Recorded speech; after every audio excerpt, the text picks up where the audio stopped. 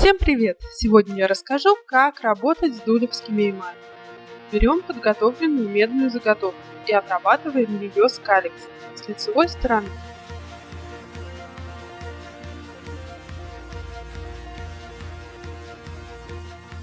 Ждем, пока скаликс полностью высохнет, и наносим контур эмали. Перед нанесением эмали я смазываю поверхность Clear Fire.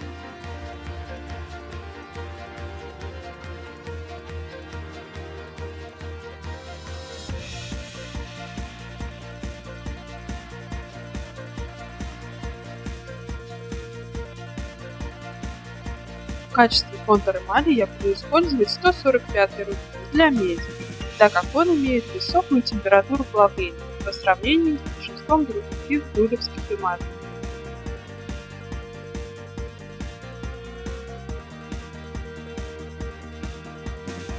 Обжигаю эмаль. Пока заготовка остывает, сделаем импровизированный рисунок из проволоки.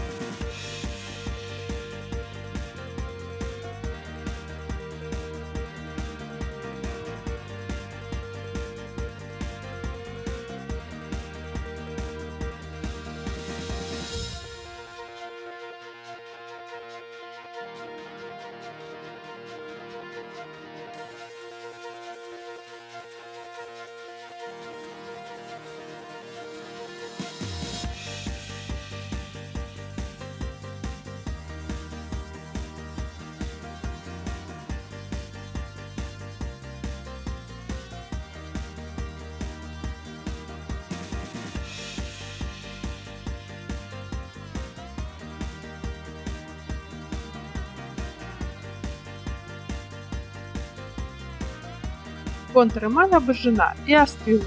Заготовка отмыта от скаликса. Наносим тонкий слой фондана 32 на лицевую сторону. Как всегда, обрабатываем поверхность биндером Clear Fire.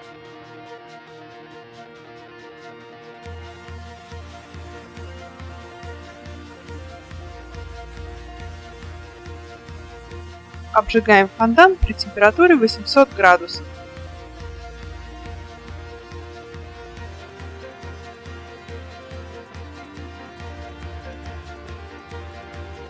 Когда заготовка остыла, раскладываем на нее перегородки, смоченные биндером, и оставляем высыхать.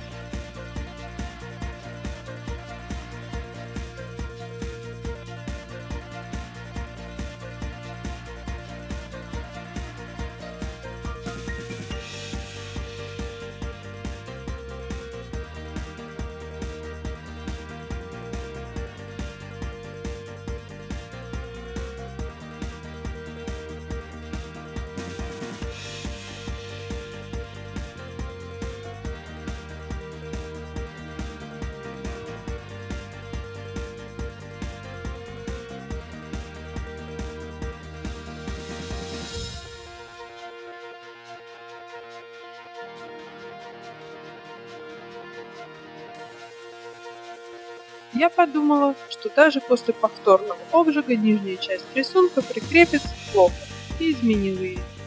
Когда биндер полностью высох, обжигаем заготовку на температуре 800 градусов 1 минуту.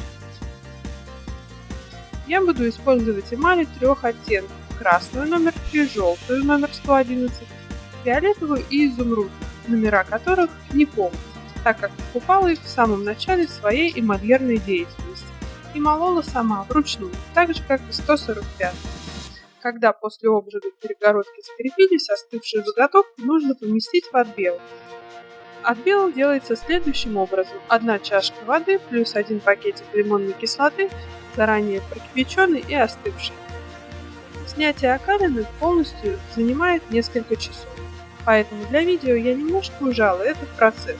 Однако терпение в этом вопросе поможет избежать грязи внутри эмали. Когда перегородки очистились, промываем эмаль и наносим сначала самый тугоплавкий цвет. У меня это красный номер 3. Эмаль нужно наносить до полного закрытия перегородок, так как в отличие от иностранных эмалей положить фондан вам сверху не удастся. В конце видео я покажу почему.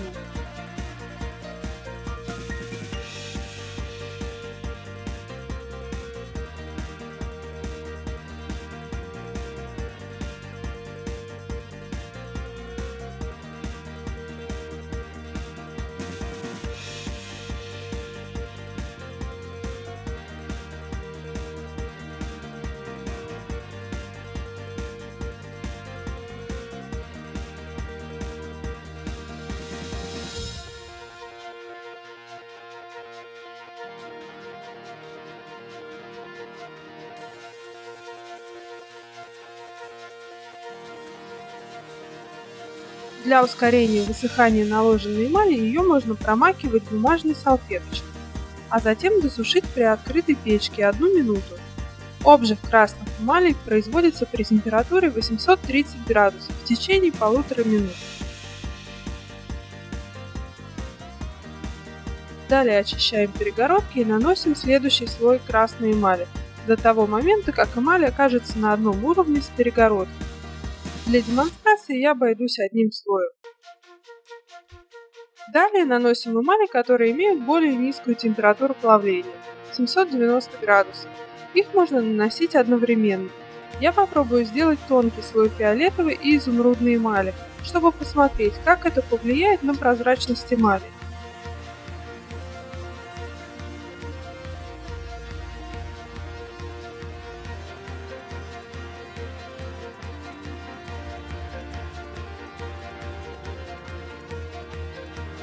Промакиваем слой, просушиваем в печке и обжигаем 1,5 минуты при температуре 790 градусов Цельсия.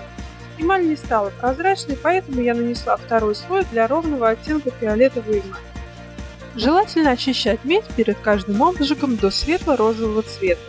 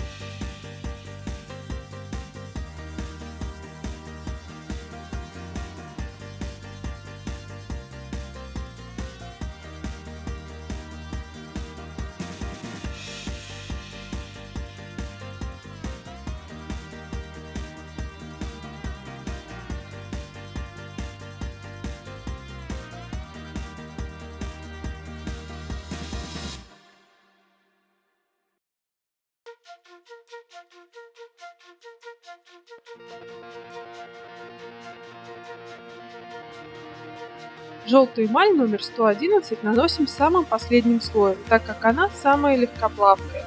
В ней часто появляются пузыри, а также она закипает при повышении температуры выше 780 градусов. Желтая эмаль требует нескольких обжигов одного слоя.